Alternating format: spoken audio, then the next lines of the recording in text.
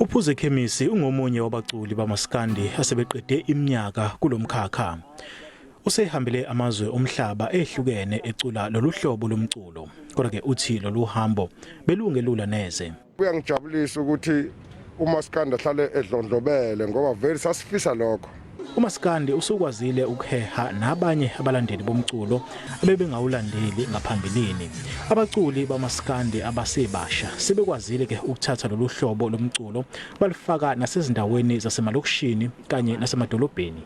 Njengobona kunama drums manje umculo wamanje usungawudansela njengoba sukudansela okwaito.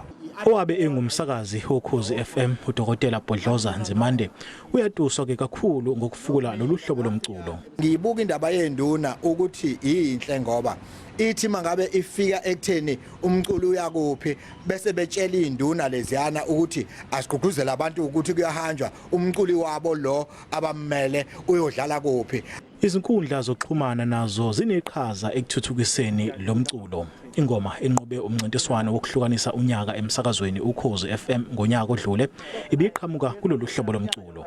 Yize lo nyaka ubenzima kakhulu emkhakheni ehlukene, kepha abalandeli kanye nabaculi baMaskhandi banethemba lokuthi lolu hlobo lomculo luzoqhubeka ludlondlobale kakhulu kunakuqala. NginguSimphiwe Makhanya wezindaba ze SABC ngiseThekwini.